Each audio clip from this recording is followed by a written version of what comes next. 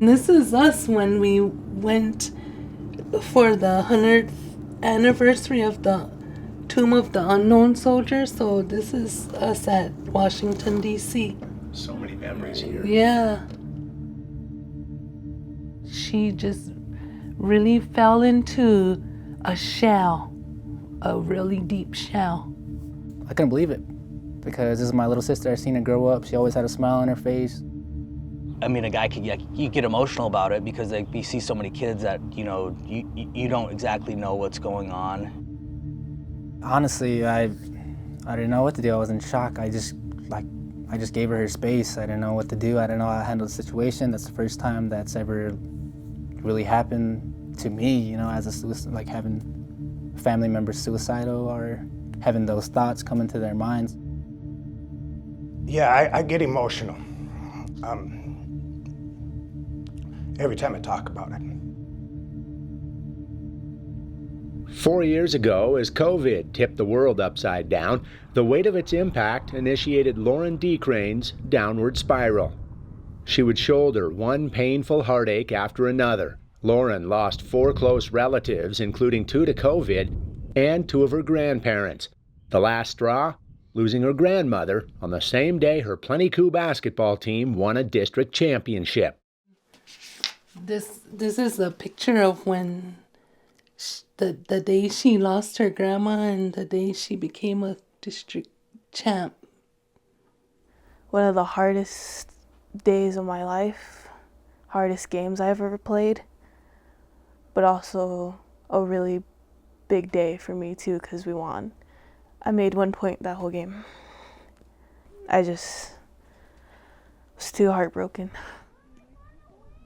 Graduating here from Plenty Coup High School, Lawren's 3 older brothers realized the difficulty of growing up on Montana's reservations. Along with their parents, they encouraged a transfer Lawren's freshman year to this brand new high school in Lockwood. I felt like a new environment and a new surrounding would help build her character back up and see her smile again, you know. Though well-intended, entering a school 5 times the size she was used to was not easy. She was like, geez, there's so many kids there. There was somebody in front of me, there was someone behind me, there was someone on the side of me. She was okay. And then she started falling into her shell again. Worn down physically and emotionally, Lawren finally felt like she'd fallen to the bottom of sadness, like so many others her age, struggling with suicidal thoughts. I'll admit to it. I've struggled with a lot of that. It just felt like, what was like the point of being here? Eventually, Lawren was brave enough to confide in her parents' fragile feelings often left unspoken in Native American culture.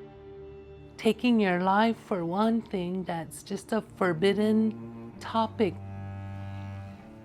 She told us that she didn't want to be here anymore. And that scared me. Honestly, I didn't really know what to do. Martha and her husband Lawrence reached out with urgency to Lockwood Activities Director Mike Erickson. We had to start getting the word out. We had to let people know that it's not about her mistakes on the court. It's more of about what's going on from 8 to 4 every day in her life when she goes to sleep, if she's wanting to be awake in the morning and things like that. Lawren is really a tough girl. She doesn't cry much. But when she cries hard. So we know she needs it. So we're like, it's okay. Just go ahead and cry. When her tears dried, the simplicity and joy of flag football emerged and changed everything.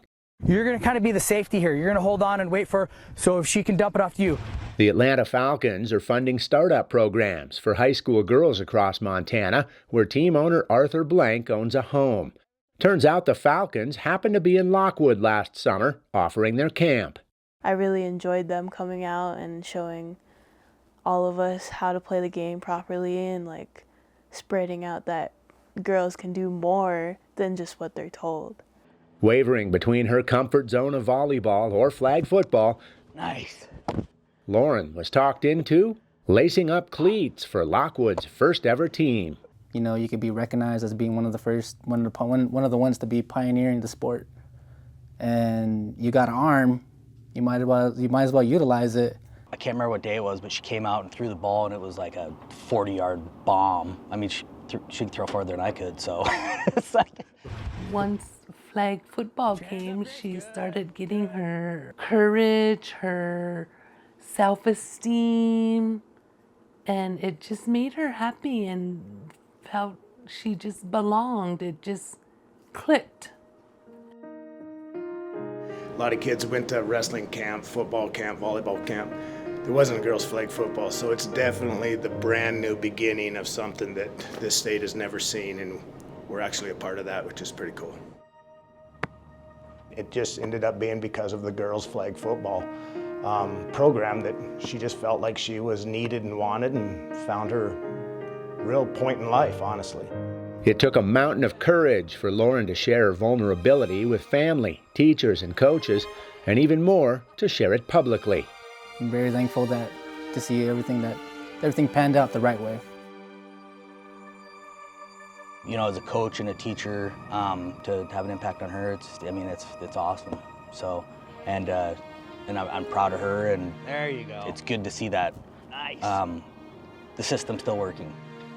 She's sharing her story for young girls and boys and teens and moms and dads to raise awareness, and for Native Americans. I feel like it's important that we carry on our traditions onto the next generation. Keep our cultural activities, our cultural doings, our native tongue. Sometimes we base our success on the scoreboard behind me. And although her life changed, I think my life and perspective about what my job has changed. I really feel like what flag football did to her, Lawren did to me in my career. I think in the past, I've recognized situations, but have never been sat down by family members and saying, we need help, right? It was one that I was directed to help. They were searching, and I knew I couldn't let them down. And so it became very emotional to me from that point on, and will always be dear to me, and she knows that, because I tell her that, how important this is, not only to her, but also to me.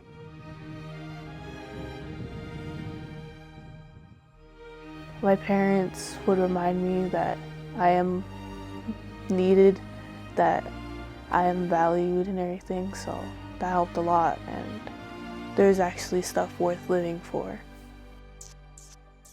I hope this story helps parents to recognize and don't be afraid to get help, because your child's worth it.